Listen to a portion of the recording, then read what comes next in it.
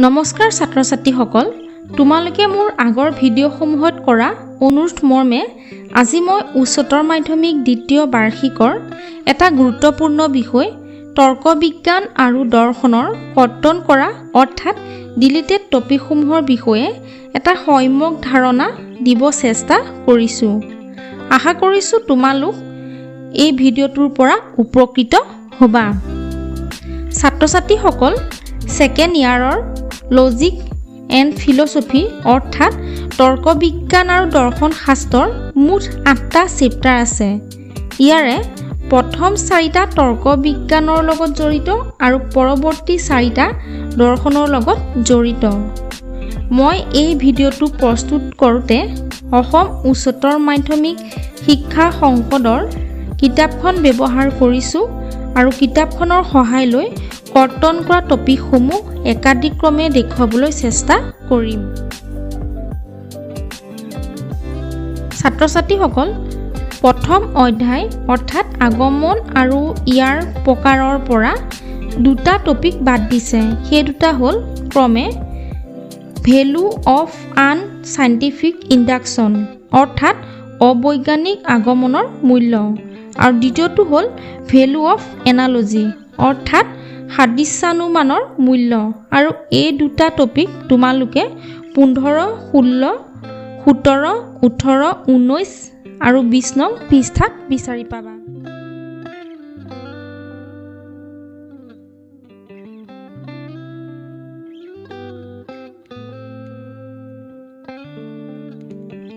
ছাত্ৰ ছাত্ৰীসকল, দ্বিতীয় অধ্যায় অৰ্থাৎ গ্ৰাউণ্ডছ অফ ইণ্ডাকশ্যন অৰ্থাৎ আগমনৰ ভিত্তিৰ পৰাও 2টা টপিক বাদ দিছে। সেই 2টা হ'ল প্ৰথমে এৰিষ্টটলছ ভিউ অন কজেশ্যন অৰ্থাৎ কাৰণ সম্পৰ্কে এৰিষ্টটলৰ দৃষ্টিভংগী, আৰু দ্বিতীয়টো হ'ল the doctrine of plurality of causes অৰ্থাৎ নানা কাৰণ বাদ।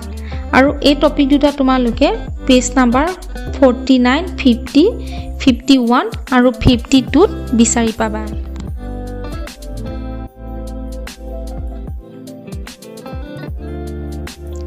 ছাত্ৰ ছাত্ৰীসকল, তৃতীয় অধ্যায়টো হ'ল হাইপ'থেচিছ এণ্ড ইটছ কাইণ্ডছ অৰ্থাৎ প্ৰকল্প আৰু ইয়াৰ প্ৰকাৰ।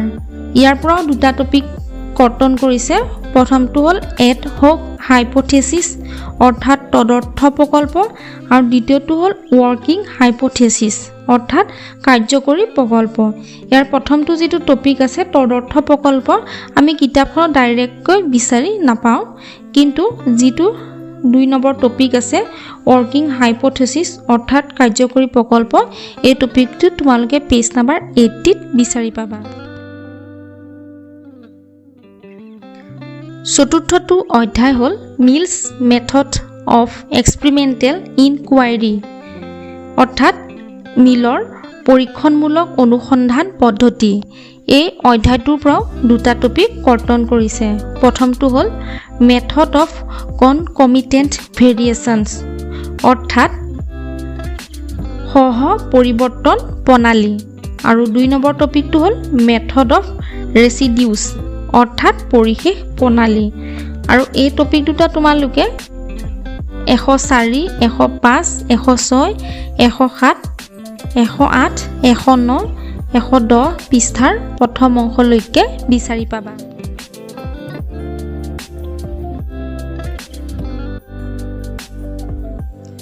ছাত্ৰ ছাত্ৰীসকল, পঞ্চম অধ্যায় ৰিয়েলিজিম অৰ্থাৎ বাস্তৱবাদৰ পৰা এটা টপিক বাদ দিছে। সেইটো হ'ল নেটিভ ৰিয়েলিজিম অৰ্থাৎ সৰল বা লৌকিক বাস্তৱবাদ, আৰু এই টপিকটো 113, 114 আৰু 115 নং পৃষ্ঠাৰ আধালৈকে বিচাৰি পাবা। ছাত্ৰ ছাত্ৰীসকল, ষষ্ঠ অধ্যায়টো হ'ল আইডিয়েলিজিম মানে ভাৱবাদ, আৰু এই পাঠটোৰ পৰা এটা টপিকো বাদ দিয়া নাই। সেয়েহে তোমালোকে এই পাঠটো সম্পূৰ্ণ অধ্যয়ন কৰিব লাগিব তোমালোকৰ পৰীক্ষাৰ বাবে। সপ্তম অধ্যায়টো হ'ল ইথিক্স মানে নীতিবিদ্যা, আৰু এই অধ্যায়টোৰ পৰা এটা টপিক কৰ্তন কৰিছে। সেইটো হ'ল অবজেক্ট অফ মৰেল জাজমেণ্ট অৰ্থাৎ নৈতিক বিচাৰৰ বিষয়বস্তু আৰু এই টপিকসমূহ তোমালোকে 136, 137 আৰু 138 পৃষ্ঠাত বিচাৰি পাবা।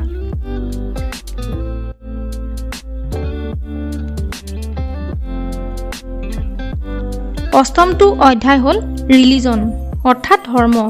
এই পাঠটোৰ পৰাও এটা টপিক কৰ্তন কৰিছে, সেইটো হ'ল ৰিলিজন এণ্ড মৰেলিটি অৰ্থাৎ ধৰ্ম আৰু নৈতিকতা।